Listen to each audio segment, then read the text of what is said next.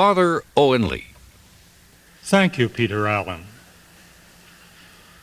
Simon Boccanegra is almost invariably called a somber work, a dark work. That is why light is so important an element in it. Take the scene we have just heard. Paolo, perhaps the darkest of Verdi's villains, stands in the shadows and plays on the superstitions of the crowd. "Do you see that dark palace," he says, "the evil fortress of the Fieschi? There's a beautiful girl immured there, and at night, through the empty rooms, a strange light goes wandering, like an unquiet soul. Suddenly a light flashes within. The simple listeners cross themselves with fear. Then we hear that the beautiful girl in the darkened palace, Maria, has died. Her grieving father, old Fiesco, steps from his palace and says he will never enter it again. He looks up to a statue of the Virgin Mary on his balcony. The only light is a votive candle flickering before it. For a moment, he reproaches the Virgin Mary, for she did not protect the virginity of his Mary, his daughter Maria. In the darkness, the young Boccanegra enters. For 6 years he has been unable to see Maria because Fiesco would never pardon him for getting her with child.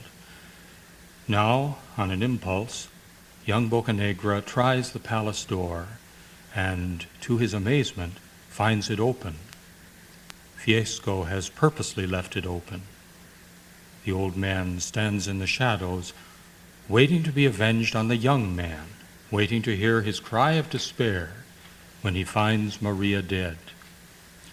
The palace is so dark that Boccanegra comes outside onto the balcony to get that votive candle.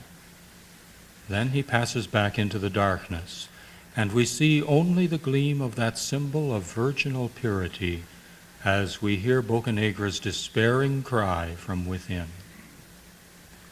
So the story of Boccanegra, which name can mean a tale of darkness, begins with symbolic light, and so too it ends.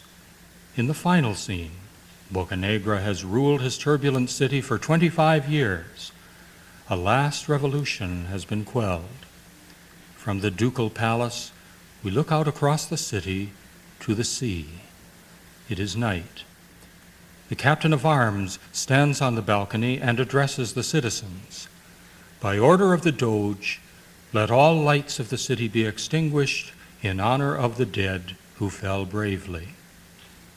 The trumpet blows, and Boccanegra enters, the Doge come to honor the dead.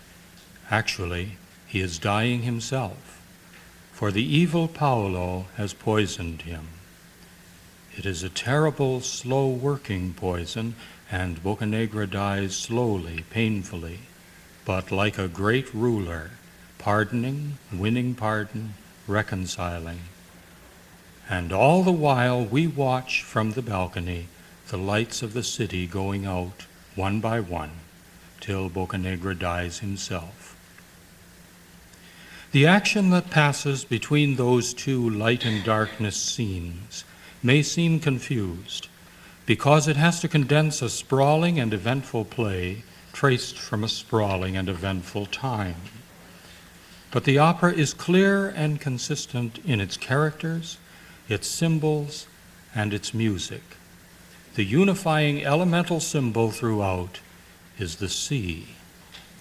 Not the infinite sea of Tristan, or the vindictive sea of Idomeneo, or the tormented sea of Peter Grimes. In Simon Boccanegra we hear, in light and darkness, the sea that is the very life of Boccanegra's maritime city, Genoa. I've always thought of those opening measures, gentle and darkly comforting, as suggesting the night sea that embraces the opera's somber historic events.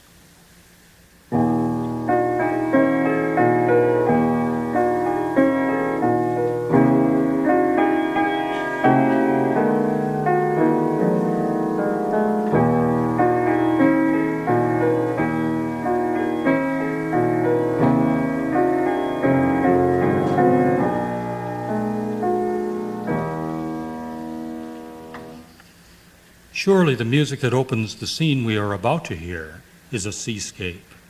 We look out across the expanse of the sea at the moment when the stars go out and the moon sinks and the dawn comes up.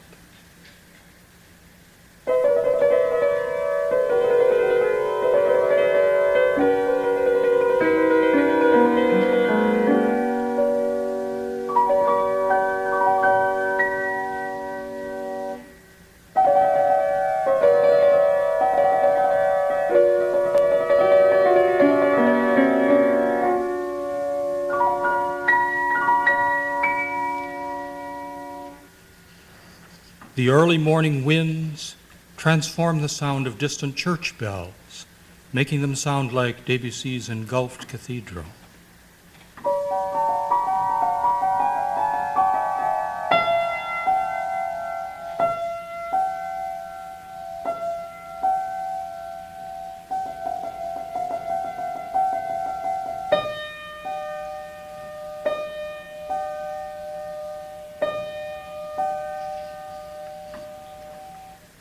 As the light glints on the surface, the winds whistle across it.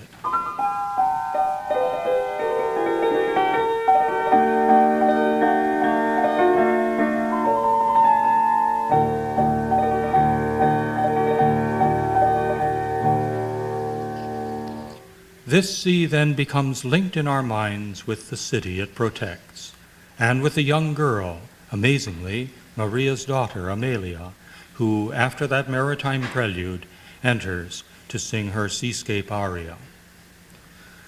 Jules Massenet, the composer of Manon and Werther, once traveled through Genoa, past, in his words, gleaming landscapes, sun, and sparkling seas. Verdi was living in Genoa at the time, 80 years old, and Massenet thought, "Quick, where does Verdi live?" And the two composers met and talked about music for a half hour. And then Massenet records, "Verdi drew me to the terrace, from where we looked out onto the marvelous harbor of Genoa. I shall always see him, bareheaded and upright beneath the sun, showing me the iridescent city and the golden sea beneath us, with a gesture as proud as his genius, as simple as his beautiful artist's soul. Why, it was as if he were one of the great doges of the past, stretching over Genoa his powerful and beneficent hand." Well, reading that, you have to think not just of the sky and sea aria we will hear when the curtain rises in a few minutes, but of a passage near the end of the opera where the powerful and beneficent old Boccanegra gathers strength to look out on the sea he once sailed and loved. Oh, the coolness, oh, the breezes from the sea, il mare, il mare.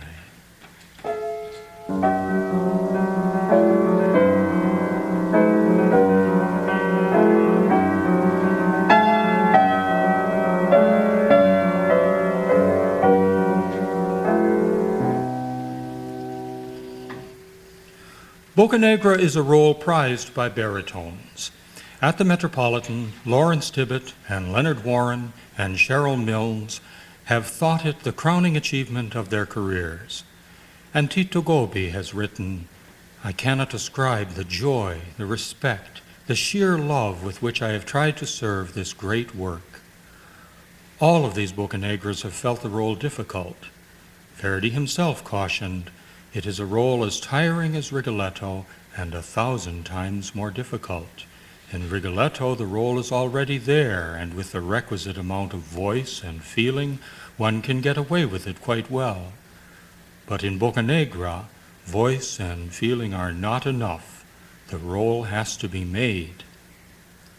Verdi sensed that there were more facets to this complex man than even he, with his sympathetic understanding of both human nature and the baritone voice, could, in the space of a single opera, express.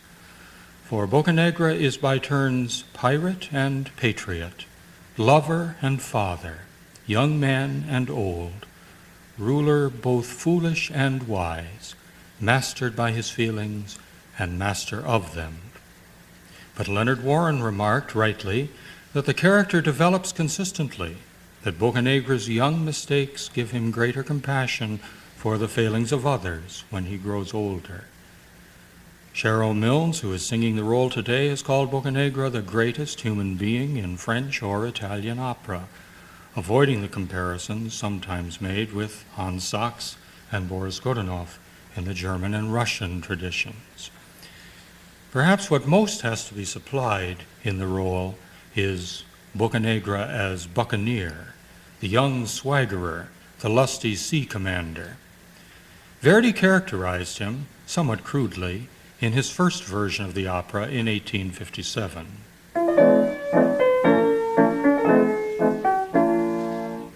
But Verdi wanted, in the mature version we are hearing today, to concentrate on other aspects of his hero, so that youthful theme came out. In our version, it only appears as a memory, when the old Boccanegra lifts himself up one last time to gaze on the sea.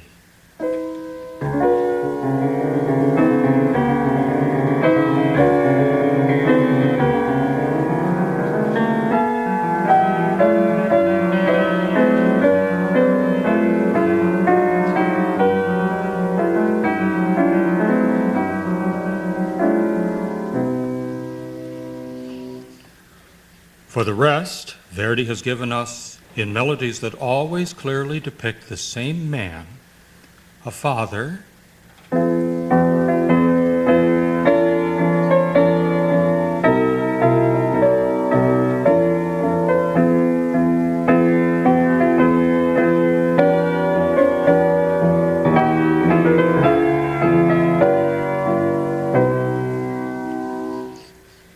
a ruler,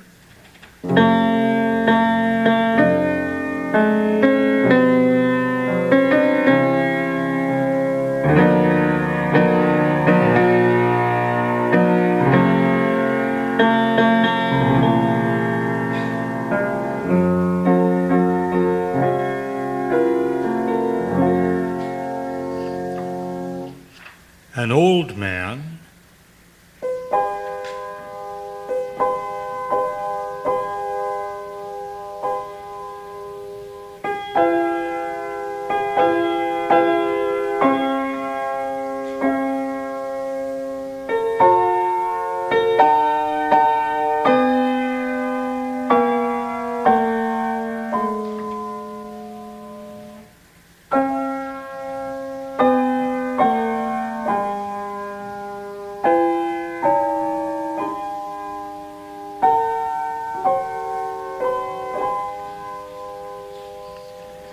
and a young man who wants to be a son to Fiesco.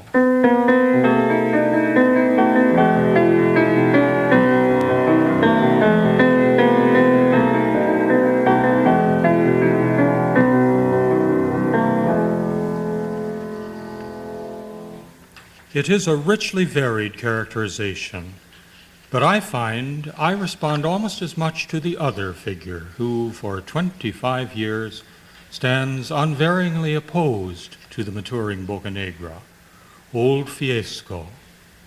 Verdi wanted for this role, quote, a deep voice with something inexorable and inflexible in it, prophetic and sepulchral. Give me a low F, he said, and a voice of steel. Fiesco comes from a family of maritime warriors and diplomats, a family that provided the church with 2 popes and 72 cardinals. Something of that pride is in this lion of a man, but also a great capacity for affection lies at the heart of tough old Fiesco. He has lost a daughter and finds a surrogate son in Gabriele Adorno.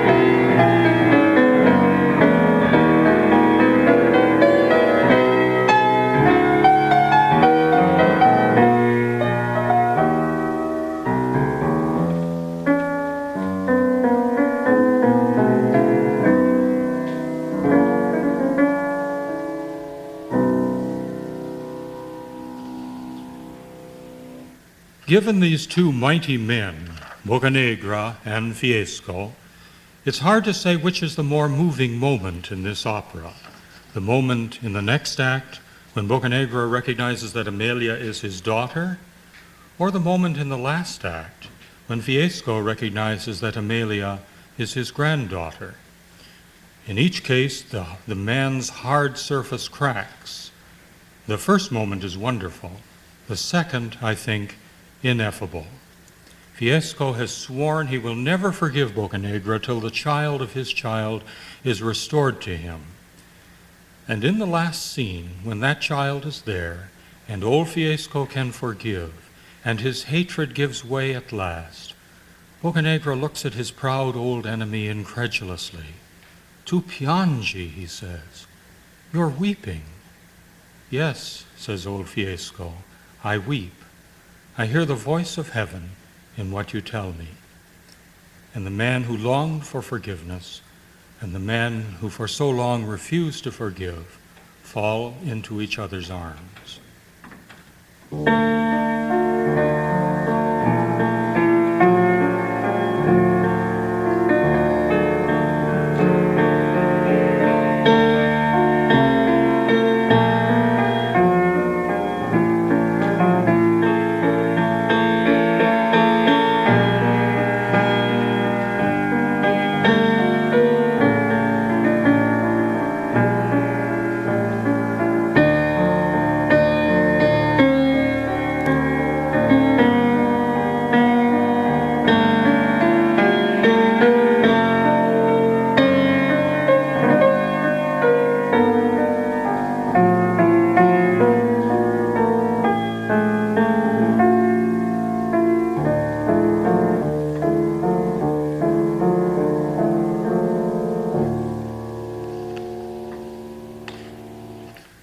Sometimes Verdi works very simply in this opera.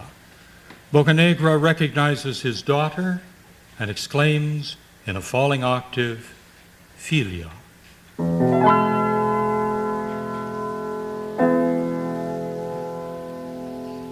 Boccanegra dies, and his daughter exclaims in the same interval, simplest of all musical intervals, "Padre."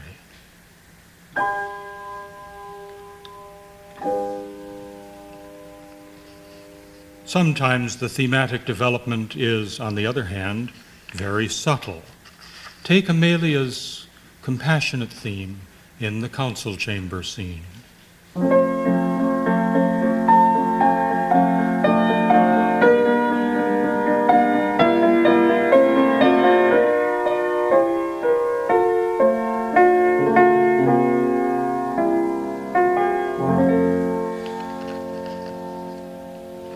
Pace, peace, is what she sings, but that idea is perverted in the mind of the evil Paolo. The theme is darkened.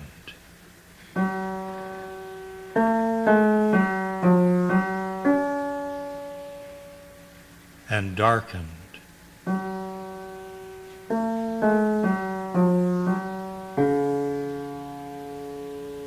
And darkened.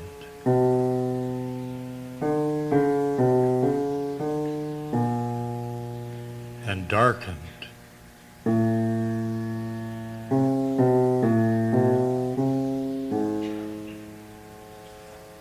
Three notes of it are distilled into the motif that signifies poison.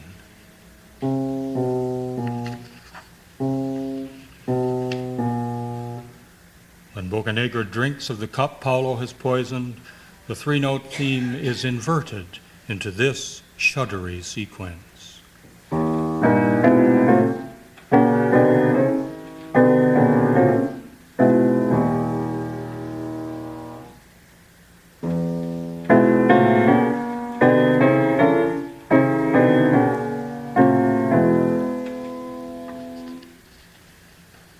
But for all these ingenious motivic devices at work, the greatest moments of the opera are the moments when Verdi seems to be singing himself, voicing through the orchestra his own compassion for these suffering people.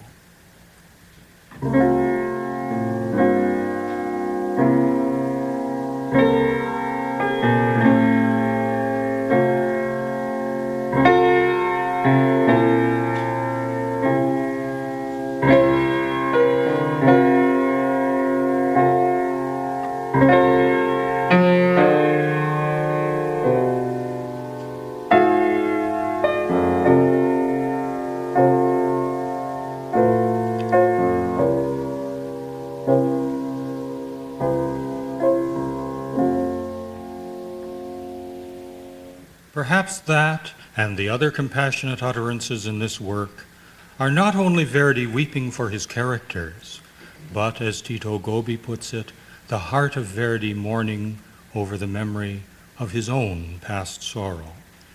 For Verdi, too, in the space of a few years' time, lost a young wife and a daughter, and even a little son. Some of the opera's events touched his own life. Verdi may well have wept for his own sorrows, but most of us who love Verdi feel, too, that he is weeping for our sorrows. So D'Annunzio, in a famous poem written on the death of Verdi, says, "His humanity swept over us like the singing sea of heaven. He found his song in the very breath of all who suffer. He loved and wept for us all." You can hear that love and those tears in this opera that sings of the sea, of the wind that breathes across it, of darkness and light, of suffering humanity, the great Verdi opera we are hearing here this afternoon. Thank you, Father Owen Lee.